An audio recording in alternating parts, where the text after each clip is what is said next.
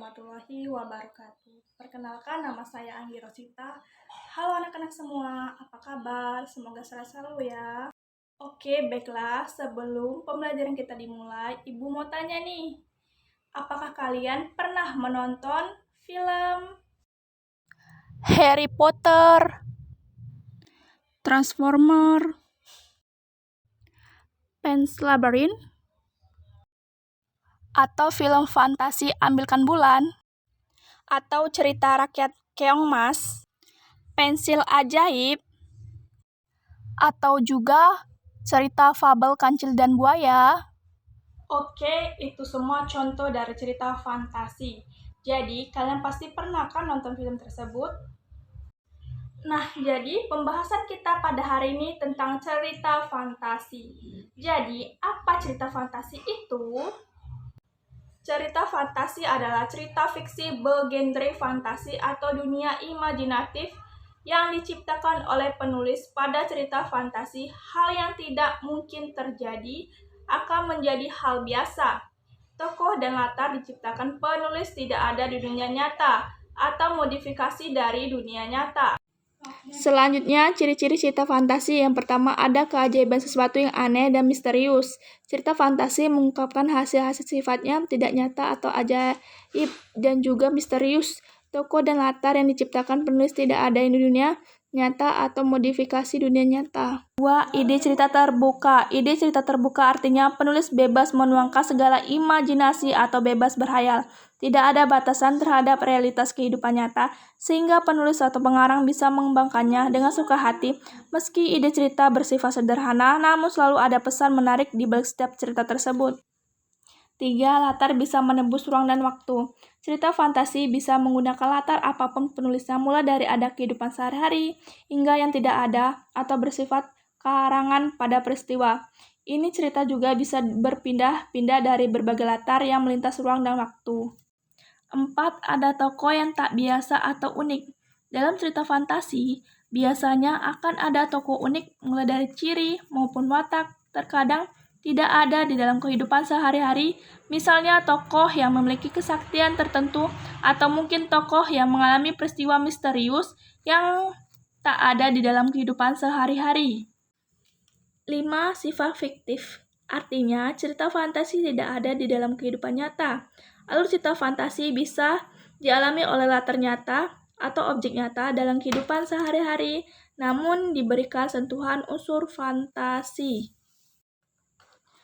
6. Bahasa. Bahasa yang digunakan dalam cerita fantasi yaitu bervariasi, tidak harus dalam bentuk bahasa formal. Jenis-jenis cerita fantasi. Yang pertama, cerita fantasi total dan lisan. Jenis cerita fantasi menurut kesesuaian dengan kehidupan nyata dibagi menjadi 2 kategori.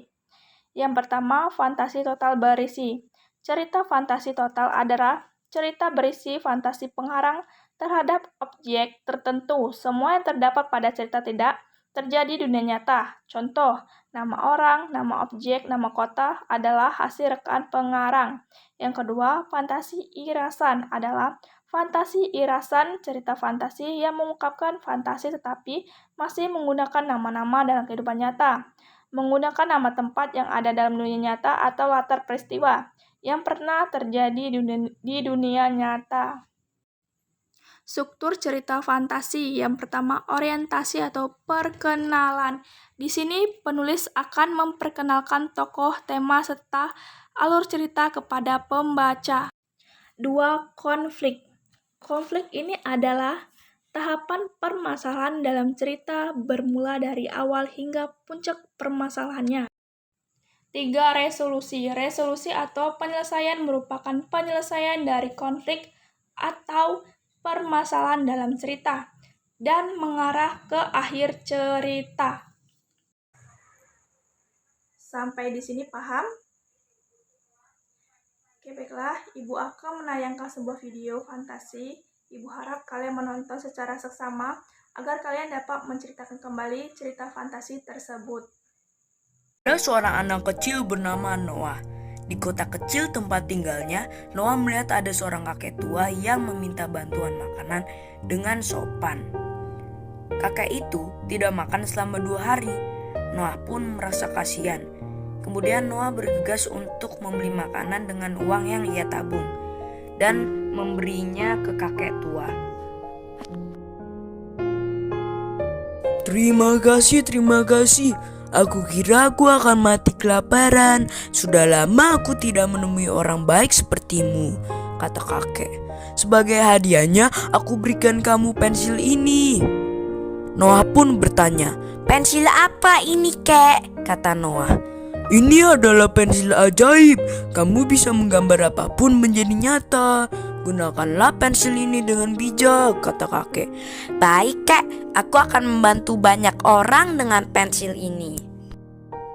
Lalu saat pulang di rumah, Noah mencoba untuk menggambar dengan pensil ajaibnya. Ia mencoba menggambar kue. Dan boom!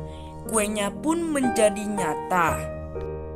Lalu Noah pun menggunakan pensil itu dengan bijak. Ia melihat gadis kecil yang miskin bertelanjang kaki. Tak seorang pun membantunya. Kemudian Noah pun menggambarkan sepatu dan bahan kebutuhan makanan untuk gadis kecil tersebut.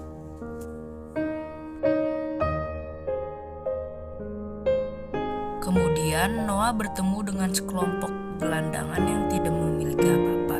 Noah pun berniat untuk menggambarkan mereka rumah yang kecil tetapi nyaman.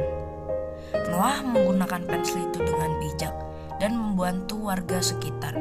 Warga pun berterima kasih kepadanya. Oke, baiklah. Jika kalian sudah bisa menceritakan kembali isi cerita fantasi, artinya kalian sudah memahami materi pembelajaran hari ini. Ibu akhiri, wassalamualaikum warahmatullahi wabarakatuh.